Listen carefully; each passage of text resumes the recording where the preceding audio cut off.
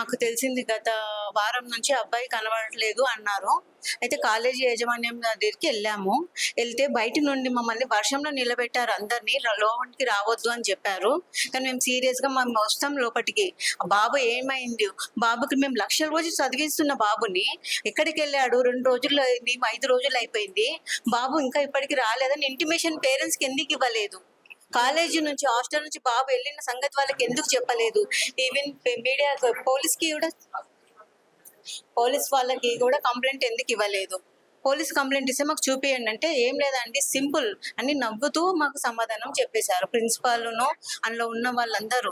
ఇదంతా కామనే, మీరు ఏం చేస్తారో చేసుకోండి అని మా మీదకి నవ్వుతూ మాట్లాడారు. మాకు అది నచ్చలేదు, వాళ్ళ బిహేవియర్ అస్సలు నచ్చలేదు. అసలు కాలేజ్ యాజమాన్యం అసలు వేస్ట్.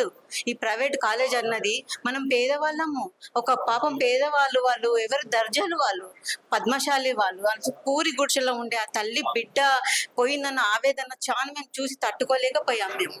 తల్లి తండ్రి ఆవేదనతో. కానీ పేదవాళ్ళకి ఏమి రెస్పాన్సిబిలిటీస్ లేవా? మాకేం ముందు రానివ్వరా? అంటే ఉన్నవాడు అదే బండి సంజయ్ కొడుకు అంతా చేస్తే మీడియా కాదు కదా, ఫుల్ మహిళలు అందరూ, సమాజం, ప్రభుత్వం అంతా వచ్చి కదిలొచ్చింది. మరి ఆ బాబుకి ఎందుకు ముందుకు రాలేకపోతున్నారు? ఈ ప్రభుత్వం ఎక్కడ పోతుంది? ప్రభుత్వం చాలా అన్యాయం చేస్తుంది, పేదవాళ్ళని గుర్తించలేదు, ఉన్నవాడికే దారి చూపిస్తుంది, లేని వాడిని అనగదొక్కుతుంది. ఇది ఎంత మటుకు న్యాయం? మాకు బాబు బాడీ ఇప్పటి వరకు ఇవ్వలేదు. బాబు బాడీ ఎంత తొందరగా, మాకు DNA టెస్టులు కాలేదంటున్నారు, ఆ తల్లిదండ్రి అక్కడే ఉన్నారు. మాకు అది ఎంత తొందరగా వస్తే అంత మంచిది.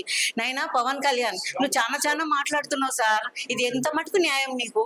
నువ్వు అక్కడ రాష్ట్రం నుంచి ఉండి ఇక్కడ రాష్ట్రం గురించి మాకు వస్తాను చేస్తాను, ఇదంతా మీ అయ్యా జాగిరా అన్నోడివి. ఇక్కడ ఈ బాబు అక్కడ వెళ్ళి ఆ రాష్ట్రంలో చనిపోయిండు, మీకు ఇప్పటి వరకు తెలియలేదా సార్? మీకు అది ముందు తెలుసుకొని ఆ బాబుని ఆ తల్లిదండ్రికి అప్పచెప్పండి సార్. అదే మీ రాజకీయంలో పెద్ద పని, మీరు చేసిన త్యాగం అంటే అదొకటి చేయండి సార్. పేదవాళ్ళని చూసి ఒక లెక్క, ఉన్నవాడిని చూసి ఒక లెక్క చేయకండి సార్. మీకు రాజ్యాంగం ఎందుకు ఇచ్చారు? అందరినీ ఒకే సమానంగా చూడమని ఇచ్చారు. మనిషికి ఒక మాట, గొడ్డుకు ఒక దెబ్బ సార్. మర్యాదగా చెప్తున్నాం సార్ మేము. బాబుని ఎక్కడైతే చనిపోయాడో, ఆ బాబు మీ రాష్ట్రంలో చనిపోయాడు, పక్క రాష్ట్రంలో చనిపోయాడు, ఆంధ్రప్రదేశ్ లో అక్కడ చనిపోయాడు. ఆ బాబు కావాలి, ఇమీడియట్లీ ఆ బాబు శవం రావాలి సార్.